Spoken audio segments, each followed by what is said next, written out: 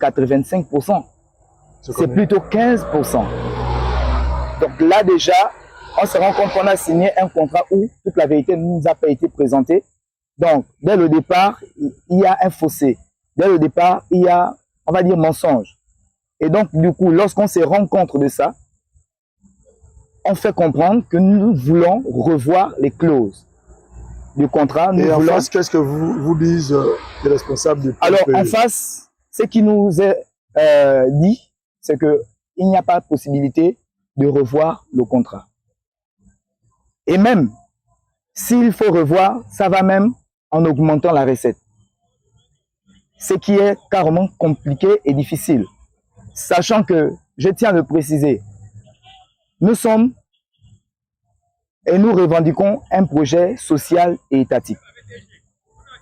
Nous nous rendons compte que nous ne sommes pas dans un projet social et étatique, sachant que le projet, dès le lancement avec la première cohorte, fait partir du PAT. Du plan d'action de la transformation. Exactement. De l'ancien régime. Votre collègue l'a dit tout à l'heure. Maintenant que tout semble coincé, là, que faites-vous? Alors, nous sollicitons ici le regard de nos autorités. Est-ce que vous-même, avant de solliciter le regard des autorités, vous ne pouvez pas vous asseoir avec le directeur général du pôle national de l'emploi pour régler ces problèmes-là entre vous? C'est la raison de notre mouvement d'humeur, dès notre première sortie dans les médias.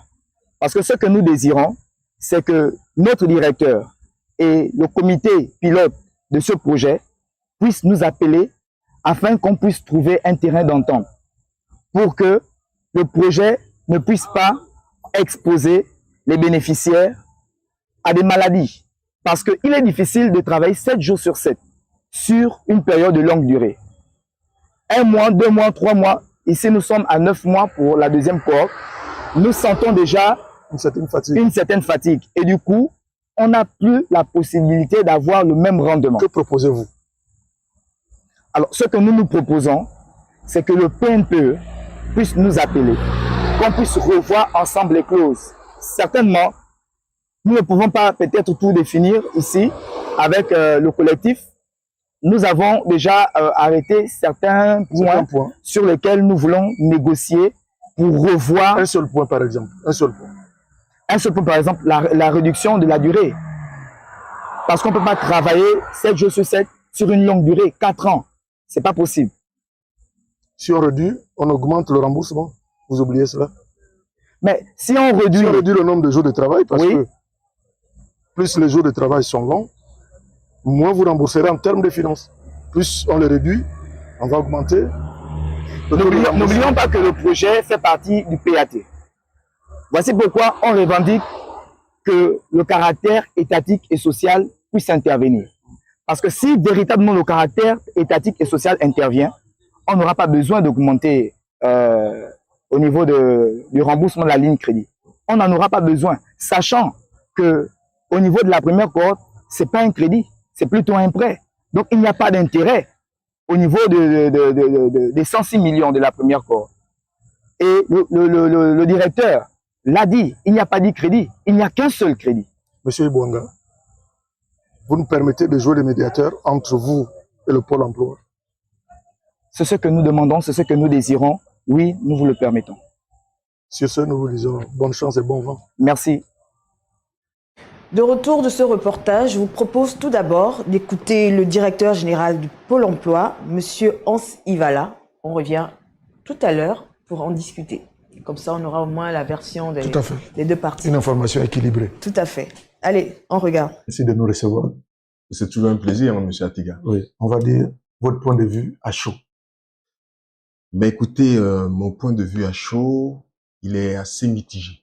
Assez mitigé dans le sens où, dans le fond, toute personne est libre de pouvoir ne pas comprendre, ne pas être d'accord avec les points de vue, avec les propositions qui sont faites, qui sont formulées. Mais dans la forme, je suis complètement surpris. Et ça, c'est l'homme qui est comme ça. Ceux qui ne disent pas, c'est que le 28 septembre, ils ont écrit, ils ont saisi la première autorité du pays, le général de brigade Prescolaire Oligui Nguema, président de la transition, chef de l'État, pour ce dossier. Le 27 septembre plutôt. Le 28, ils nous écrivent pour dire qu'ils vont nous présenter le nouveau bureau de collectif parce que, et nous avons la lettre, hein, parce que l'ancien président de collectif, dans la personne d'Hendrix, hein, monsieur Hendrix, aurait démissionné. On les reçoit, le courrier nous est déposé le 5 octobre, on les reçoit le 11 octobre. On passe 2 heures, 3 heures de réunion. Qu'est-ce qu'il réclame? Le président arrive pour présenter le bureau du collectif. On est surpris de voir près de 15, 16 personnes. Alors, ils viennent, avant que d'entamer la rencontre, ils veulent une prière. Tant mieux. Moi-même étant... Parce que vous êtes chrétien. Je suis même mieux, je suis pasteur, je le sais. Et, bien sûr, on prie.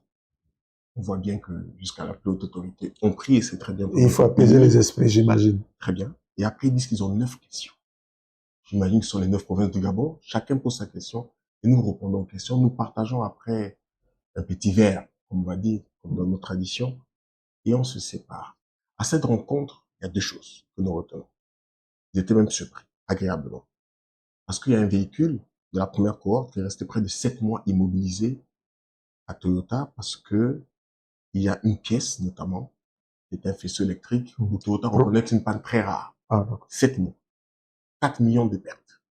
Je prends la décision à cette rencontre, je sais pas comment, parce que les finances du PNP ne sont pas très grandes, mais d'assumer cette charge parce que j'estime que, étant donné que c'est une panne rare, ce n'est pas un accident, ça ne peut pas être supporté par les bénéficiaires. Ils sont contents. Je crois même qu'on l'a pris. Très bien. Et on se sépare. À cette rencontre, je leur dis ceci. Tout ce qu'on vous dit, ne le prenez pas forcément pour argent comptant. Vérifiez tout. C'est votre projet. Si on vous dit qu'on a dépensé 150 000 francs à la mairie, on vous produit le reçu. Si on vous dit que c'est un crédit, on vous produit le contrat de prêt. Ce qui fait que quand je vois le contrat de prêt entre les mains du président du collectif brandi à Urban FM, par exemple, parce que même des médias qu'on connaissait pas, on les a connus avec eux, alors, c'est pas qu'ils ont investigué, c'est nous qui leur avons fait. Urban FM, en passant, est un média sérieux. Oui, mais bien sûr, c'est nous qui leur avons fait. Sérieuse. Non, je parle pas d'Urban FM, puisque nous ne sommes pas seguis. Il y a d'autres types de médias, ils sont passés partout. D'accord. Ça veut dire que vraiment, ils ont du temps. Ils font tellement vite la recette qu'ils ont du temps à passer dans tous les médias et de l'argent.